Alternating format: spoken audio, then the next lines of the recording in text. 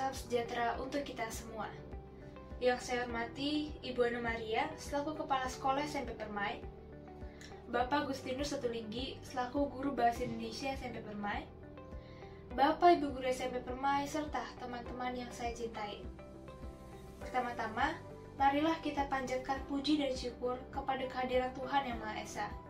Karena berkat rahmat dan karunia-Nya, kita semua dapat hadir dan berkumpul pada kesempatan kali ini.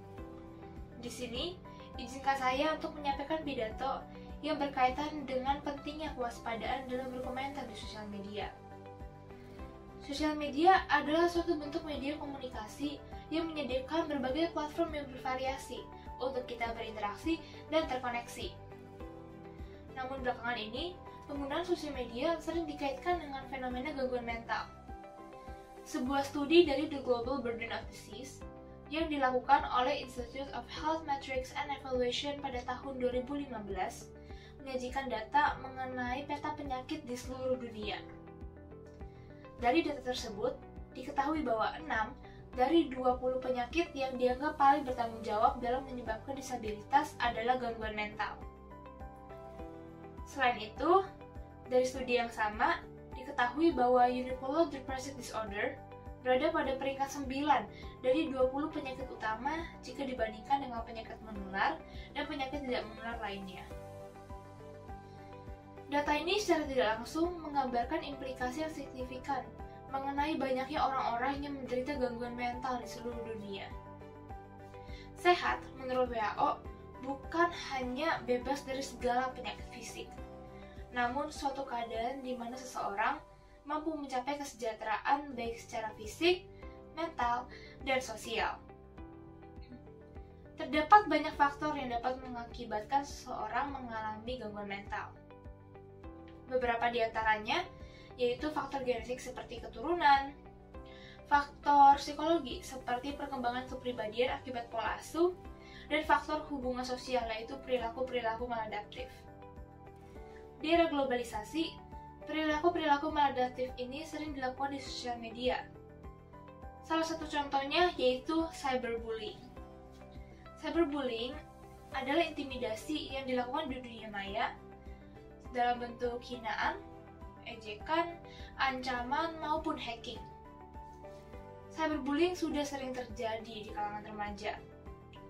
Hal ini dikarenakan cyberbullying dianggap lebih mudah untuk dilakukan dibandingkan dengan bullying biasa, mengingat pelaku tidak perlu bertatap muka dengan targetnya. Cyberbullying dapat menimbulkan dampak yang berbahaya, mulai dari mengganggu kesehatan mental, depresi, hingga bunuh diri. Namun, di Indonesia sendiri, cyberbullying masih menjadi hal yang dianggap remeh dan jarang untuk dibicarakan. Sampai saat ini, belum ada data statistik yang konkret mengenai anak-anak yang menderita cyberbullying di Indonesia. Jika diperhatikan, fenomena cyberbullying lebih sering terjadi di kalangan remaja. Sebuah riset membuktikan bahwa kelompok usia muda, yaitu umur 12 hingga 18 tahun, 40% lebih bersedia untuk mengunggah komentar-komentar yang bersifat negatif dibandingkan dengan kelompok usia dewasa. Lalu mengapa perbedaan usia bisa mempengaruhi kesediaan seseorang dalam mengunggah komentar-komentar negatif? Lauren Steinberg, yang merupakan seorang dosen psikologi di Universitas Temple Amerika dan seorang spesialis dalam perkembangan psikologi anak dan remaja, mengibaratkan otak remaja sebagai mobil tanpa rem. Hal ini artinya kita remaja sering melakukan aksi demi aksi tanpa memikirkan konsekuensi yang dapat terjadi. Ada sebuah fakta menarik mengenai bagian otak yang memegang peranan penting dalam hal ini. Secara ilmiah, otak berkembang dari belakang ke depan. 90% dari bagian otak kita telah tersempurnakan saat kita mencapai usia 13 tahun. 10% bagian sisanya, yaitu lobus protootak yang dinamakan dengan korteks prefrontal, berfungsi untuk mengontrol pengambilan keputusan kita dan kualitas dari perilaku kita. Korteks prefrontal sendiri ini membutuhkan waktu 13 tahun lagi untuk berkembang secara sempurna. Oleh karena itu, jika berbicara secara ilmiah, remaja memang belum memiliki otak yang terancang secara sempurna untuk memikirkan konsekuensi dari aksi-aksi yang dilakukannya. Dan hal ini dapat menimbulkan efek yang berbahaya, seperti contohnya maraknya kasus cyberbullying tadi. Aplikasi di sosial media sudah banyak yang mencoba untuk membantu mengatasi masalah ini. Namun solusi yang mereka berikan cenderung tidak efektif secara umum. Solusi yang sosial media berikan untuk mengatasi masalah cyberbullying sering disebut dengan hentikan, blokir, dan laporkan. Hentikan segala aktivitas yang sedang Anda lakukan. Blokir pesan dari pelaku cyberbullying tersebut dan laporkan kepada orang tua, wali, ataupun penegak hukum. Langkah-langkah ini memang kedengarannya masuk akal.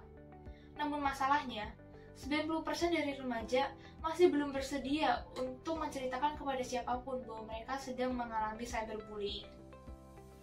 Dan lagi, solusi ini tidak dapat menyelesaikan masalah secara sempurna, karena alih-alih menekan masalah pada sumbernya, yaitu pelaku cyberbullying, solusi ini memberi beban bagi korban untuk menghentikan aksi cyberbullying tersebut.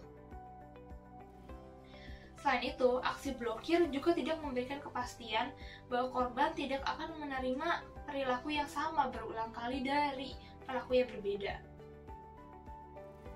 Dan apakah dengan diblokir maka pelaku akan menghentikan aksinya? Tentu tidak.